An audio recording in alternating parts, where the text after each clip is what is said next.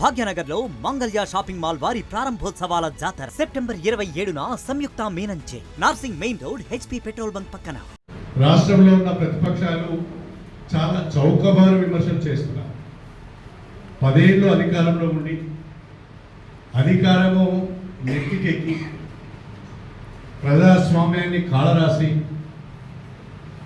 ప్రజాస్వామ్య వ్యవస్థలను రాజ్యాంగ వ్యవస్థలన్నింటినీ కూడా సర్వనాశనం చేసి ఇవాళ తగుదునమ్మా అని చెప్పి నీతులు చెప్పే ప్రయత్నం చేస్తున్నారు. అవినీతికి అక్రమాలకు మారు పేరు బీఆర్ఎస్ పార్టీ గత ప్రభుత్వం. ఉమ్మడి వరంగల్ జిల్లాను 6 ముక్కలు చేయొద్దు, ఈ జిల్లాకున్న చరిత్రను నాశనం చేయొద్దు అని మొత్తుకునే వినలేదు. ఆ విషయంలో నేను గట్టిగా ఎదురు తిరిగాను కాబట్టి రెండోసారి నాకు మంత్రి పదవి రాలేదు. ఆయన నేనేమీ బాధపడలేదు. కానీ ఇవాళ వరంగల్ జిల్లా 6 ముక్కలై ఎవడడిగిందని చేశారు? 6 ముక్కలు ఎందుకు చేయవలసి వచ్చింది? దాని అనుకున్న హేతుబద్ధత ఏంటి? దాని అనుకున్న రీజనింగ్ ఏంటి? అంటే వరంగల్ జిల్లాకున్న గొప్పతనాన్ని, వరంగల్ జిల్లాకున్న చరిత్రను నాశనం చేయాలనే కేసీఆర్ ఆ ప్రయత్నం చేశారు. ఈరోజు ప్రజలందరూ కూడా ఈ 6 జిల్లాలు ఎందుకైనాయి, ఏ జిల్లా అని చెప్పుకోవాలి అర్థం కావడం లేదనే పరిస్థితిలో ప్రజలు ఉన్నారు.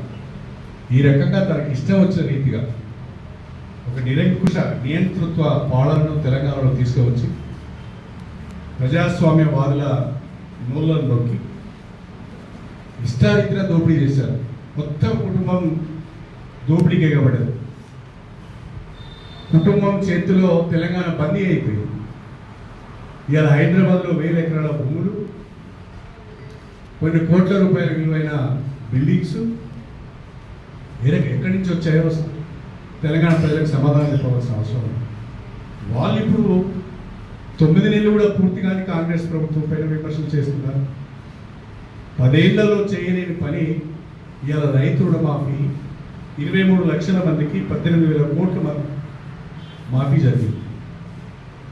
ఇంకా వచ్చే 2-3 నెలల్లో మరొక 12,000 కోట్ల రూపాయలు రుణమాఫీ కొరకు ప్రభుత్వం వెచ్చించబోతున్నది. ప్రభుత్వానికి సమయం ఇవ్వకుండా, ప్రభుత్వం నిధులు సమీకరించుకోవడానికి ఏ రకంగా ఇబ్బంది పడుతున్నదో తెలిసి కూడా రాష్ట్ర ఆర్థిక పరిస్థితిని ఆగం చేసి అప్పుల ఊపిలోకి నెట్టి ఖాళీ ఖజానాను అప్పచెప్పి ఇవాళ మేమేదో బ్రహ్మాండంగా పూర్తి చేసేసామని మాట్లాడుతున్నారు. అదేవిధంగా సిగ్గు లేకుండా ఫిరాయింపుల మీద మాట్లాడుతున్నారు. అసలు ఫిరాయింపులను ప్రోత్సహించిందే మీరు కదా. 10 సంవత్సరాల కాలంలో 38 మంది ఎమ్మెల్యేలను మీ పార్టీలో చేర్చుకున్నారు. చివరికి రాజకీయ పార్టీల శాసనసభ పక్షాలను కూడా మీ పార్టీలో చేర్చుకున్నారు. అప్పుడు గుర్తుకు రాలేదా ప్రజాస్వామ్యం?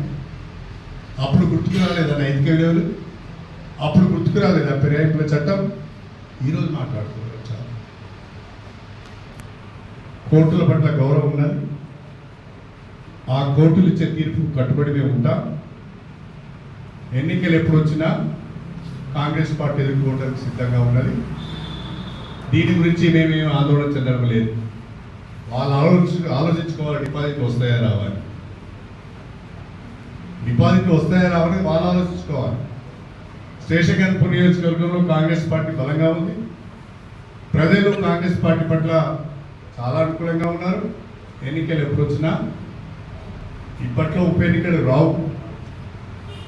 ఒకవేళ వచ్చినా ఎదుర్కోవడానికి మేము సిద్ధంగా ఉన్నాం. తాటాకు చప్పులకు బెదిరేది లేదు. 3 దశాబ్దాల రాజకీయం నాది. మీలాంటి వాళ్ళు చాలామందిని చూస్తాను. ఎంతమంది చూస్తాను నేను. నా ముందట ఎగిరిన వాళ్ళందరూ కనుమరుగైపోయి నేను నింపాదిగా చాలా జాగ్రత్తగా ప్రజల మధ్య ఉన్నా కాబట్టి నిలబడ్డాను. మిగతా వాళ్ళందరూ ఎగిరి వాళ్ళంతా ఇప్పుడు ఎక్కడున్నారో నాకు తెలుసు.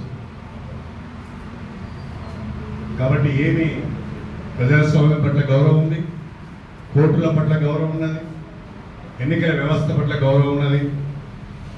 ఏది పరిస్థితి వచ్చినా ఎదుర్కోవడానికి మేము సిద్ధంగా ఉన్నాం. ఎవరు కూడా పిచ్చి పిచ్చిగా మాట్లాడవలసిన అవసరం లేదు, స్థాయిని మర్చి విమర్శ చేయవలసిన అవసరం లేదు. ప్రజలలో మీకున్న స్థాయి ఏంటో, ప్రజలు మిమ్మల్ని ఎందుకు తిరస్కరించారో గుర్తెరిగి మాట్లాడటం మంచిది. అంతకంటే ఎక్కువ ఎవరి పేర్లు నేను తీసుకోదలుచుకోలేదు. వాళ్ళ పేర్లు తీసుకొని వాళ్ళను నా స్థాయికి పెంచదలుచుకోలేదు. వాళ్ళది నా స్థాయి కాదు, వాళ్ళ పేర్లు నేను తీసుకోవాల్సిన అవసరం కూడా లేదు. అందరికీ నమస్కారం. Thank you very much. Bhagyanagar లో మంగళ్య షాపింగ్ మాల్ వారి ప్రారంభోత్సవాల జాతర సెప్టెంబర్ 22న కీర్తి సురేష్ చే Sudarshan theatre complex RTC cross roads నందు, సెప్టెంబర్ 27న సంయుక్త మీనన్ చే Narsing main road HP petrol bunk పక్కన, సెప్టెంబర్ 29న శ్రీలీలా గారిచే మణికొండ మర్రి చెట్టు నందు మంగళ్య షాపింగ్ మాల్స్ గొప్ప ప్రారంభం. ప్రారంభోత్సవ ఆఫర్స్ మిస్ కాకండి. Mangalya shopping mall, Telangana, Andhra Pradesh.